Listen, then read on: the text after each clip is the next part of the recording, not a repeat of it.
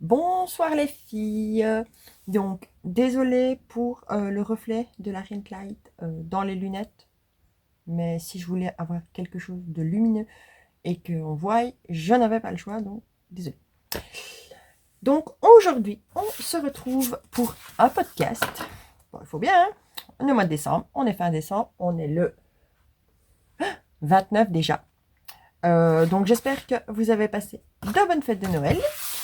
Bon, 48 heures, c'est nouvel an. Ça va aller, on va gérer. Euh, donc voilà, je voulais vous faire un petit retour sur ce que j'avais cousu ici au mois de décembre. Donc j'ai pas cousu énormément euh, parce que je me suis remise également au crochet. Je vais vous montrer un petit peu ce que j'ai fait. Donc je vais vous passer donc les vêtements que j'ai cousus. Je vais les mettre par-dessus mon pull parce que je ne me vois pas enlever mon pull. Il fait pas très très chaud dans le garage. Mais pour une fois, je n'ai pas le gros pull. Donc voilà. Donc en premier, euh, j'ai cousu donc cette chemise. Donc on est toujours sur la chemise évasion. Voilà. Des bobines patterns. Je vous la passe en même temps. Donc je l'ai faite. Ce sera pareil pour les autres. Donc en 48. Je n'ai pas fait les pinces. Bon, ça ne va pas rentrer aussi bien. Voilà. On va dire que, hein. Mais voilà. On va s'imaginer fermé. Voilà. C'est très fleuri. C'est pas du tout ce que j'ai l'habitude de mettre en général. Mais je me dis que si je mets un pantalon genre noir ou couleur un peu juste... Oui, pas tout à fait ça, mais plus dans les tons comme ceci. Ou même un peu rose pâle. Mais rose pâle, c'est plus pour l'été. Donc voilà. Non, je partais... Ou alors vraiment sur du marron. Peut-être... alors là, ça peut très très bien matcher. Ici, bah, je porte avec un jean noir, par exemple. Et bon, ça va très bien. Voilà. Vous voyez? Avec le jean. Bon, logiquement, on la rentre quand même un peu à l'intérieur. Ici, ça va être un peu compliqué. Voilà. On va s'imaginer. Donc, je disais, j'ai juste allongé donc, les manches, moi, de 6 centimètres. Et j'ai resserré également les bracelets de manches. Bon, moi, je l'avais fait directement sur mon patron. Et j'avais fait le... Pour allonger la manche, d'habitude, nous faisons ça ici. Et moi, je l'ai fait directement via le bas parce que je voulais en même temps resserrer ici le bas pour pouvoir resserrer mon bracelet de manche. Voilà, simplement. Donc, c'est une viscose qui vient de chez DS. Donc, elle était dans mon dernier haul. J'essaierai de vous mettre un petit i. C'est quelque part, soit là, je sais plus. Parce que je sais même plus quand c'était le haul. Je pense que c'était au mois de novembre. Je pense. Donc voilà. Voilà. J'ai mis des petits boutons. Enfin, des petits. Simples noirs comme ceci. Donc on a bien la fente indéchirable. Pareil ici. J'ai mis des boutons. J'ai des finitions top sur le bas. Ce que je voulais. Donc voilà. Donc, je vais vous montrer la suite. On va rester comme ça d'un coup. Vous voyez plus trop ma tête, mais c'est pas encore grave. Alors, pareil pour celle-ci. Alors, la couleur. Oui, vous voyez un peu plus bleu. C'est vraiment un peu plus vert. On est sur une couleur vraiment, pardon, pétrole.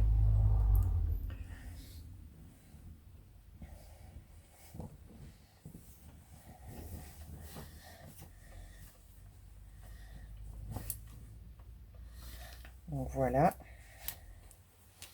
Pareil. Bon, ici, bien sûr, plus simple. Hein. Bon, c'est une uni, donc... mais voilà, je vais dire... Ici, on voit que c'est légèrement serrant, mais j'ai mon pull quand même en dessous qui est un peu épais. Parce que sinon, elle va vraiment top nickel sans les pinces. Maintenant, j'aurais fait avec les pinces. Je pense que ici, j'aurais dû peut-être un petit peu jouer parce que j'aurais pas eu assez d'ampleur. Que ici, voilà. Je vais la fermer pour vous montrer.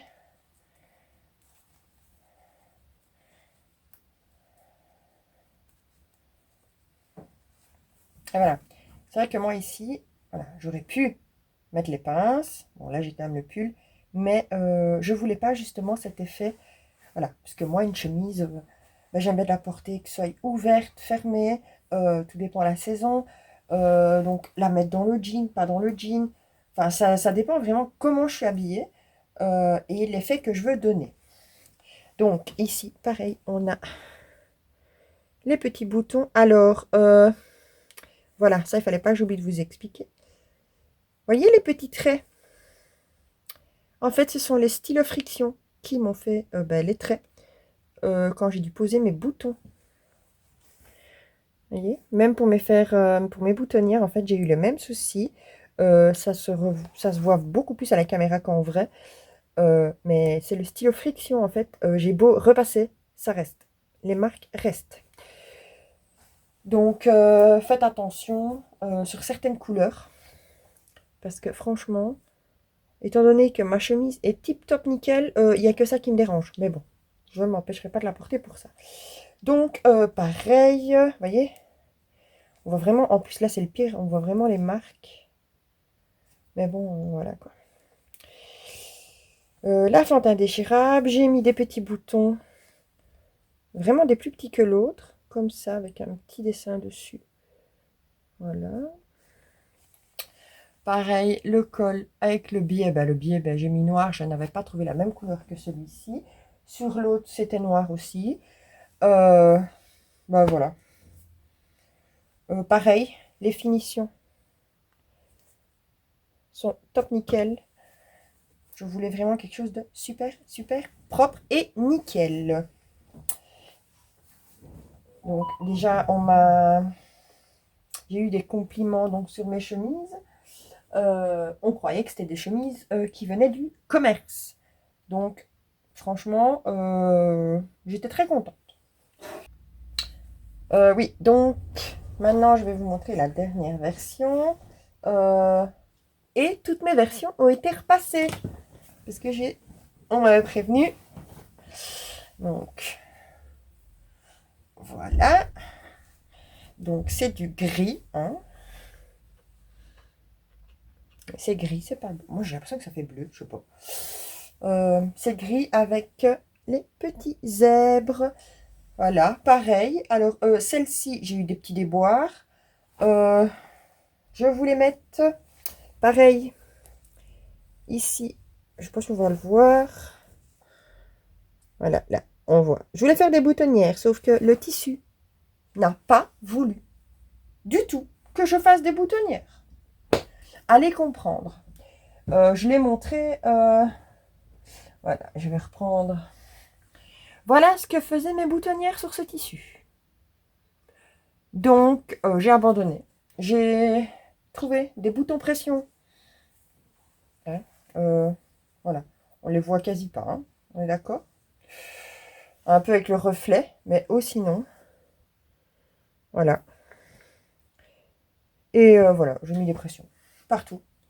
Je vais pas chipoter. Et puis, enfin, ça change, quoi. Pour une fois, ben voilà, j'aurai des petites pressions sur celle-ci. Ça ne me dérange pas. Voilà. Comme quoi, on peut faire très bien avec des pressions ou avec des boutons. Surtout là, que le tissu ne voulait pas. À chaque fois, ça me décalait complètement ma boutonnière. Donc, voilà. Donc, ben, c'est ce que j'ai cousu, en gros, ici, sur le mois de décembre. Donc, j'ai fait les 3 chemises. Je reviens. J'ai fait donc les 3 chemises et j'ai également tourné la vidéo dont je vous mettrai dans le petit i, soit là, la vidéo complète de cette chemise. Voilà, simplement. Je fais ça ici dans le courant du mois de décembre, à partir de mi-décembre, je ne sais plus quand je l'ai posté exactement. Mais voilà, je vous la mettrai ici, hein, vous tracassez. Voilà. Donc, vous avez une vidéo complète sur la chemise. Je sais que les bobines font des vidéos pour leur patron. Donc, c'est soit Zia, soit les bobines qui faisaient avant. Il y a une petite vidéo des bobines sur la chemise évasion, sur lesquelles elles nous montrent la pose du col, la fente indéchirable et les poignets. Mais leur vidéo étant... Enfin, leur tissu est noir. Donc, des fois, on voit pas tout. Voilà. Et ben ici, en fait, j'avais envie de tester justement ce type de vidéo. Donc, de tuto complet sur un patron que je vais coudre. Donc, j'essaye de regarder quand même avant sur YouTube, voir s'il y a énormément ou pas déjà de patrons qui ont été... Enfin, de vidéos, pardon, qui ont été faits sur ce patron. Si je remarque que, bah, par exemple, il n'y a pas beaucoup de vidéos. Et suivant le temps que j'ai pour coudre la pièce, j'essaye de vous faire un petit tuto. Voilà. Donc, puisqu'on m'a demandé en même temps si j'allais refaire des tutos comme ça, si ce serait bien que j'en fasse. Donc, j'ai envie d'en faire. Maintenant, ça me prend énormément de temps de tourner cette vidéo parce qu'en même temps, je couds et je tourne la vidéo. Donc, il faut mettre pause, il faut remettre play, il faut... Puis, il y a tout le montage derrière. Donc, voilà, pour ceux qui savent, Loulou a 2 ans maintenant. Donc, ben, je fais passer mon fils avant ma couture. Donc, je peux coudre que quand il est à la sieste ou le soir quand il dort. Donc, soit je deviens insomniaque et je sais vous faire plein de vidéos, ou alors je respecte un minimum mon sommeil et ben, je fais au fur et à mesure du temps que j'ai. Donc voilà, si d'ailleurs vous avez des petites idées sur des patrons que vous aimeriez bien avoir des vidéos, vous pouvez toujours me les laisser en commentaire. Si j'ai le patron, que c'est un patron qui m'intéresse, voilà. Si c'est quelque chose que j'ai envie de coudre dans les prochains mois qui vont arriver, n'hésitez pas à me laisser dans les commentaires le nom ou quoi du patron. Voilà. Qu'est-ce que j'ai cousu d'autre? Je vous ai dit, j'ai fait du crochet. Donc, première chose, ici, c'était un test portable. Hein. En fait, je voulais me refaire des mitaines. Sauf que dans mon stock de laine qui me restait, j'avais cette laine. Donc, c'était une laine que j'avais trouvée chez Action. Elle est hyper épaisse. Je crois que je l'ai crochetée, c'était en 9 ou en 10. Je ne sais plus. J'ai un fil qui dépasse.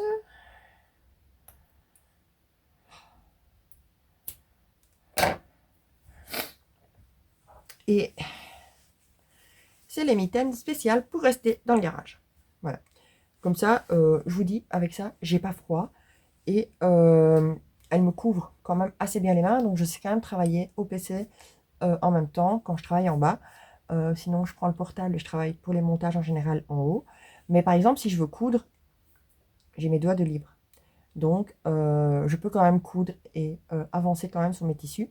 Même si, des fois, ça peut faire un petit peu des peluches, des petites bouloches. Voilà, quand je passe le petit rouleau derrière. Mais voilà, au moins, j'ai pas froid. Je vais vous mettre les deux, parce que là, avec le pull, voilà. Moi, j'ai pas froid.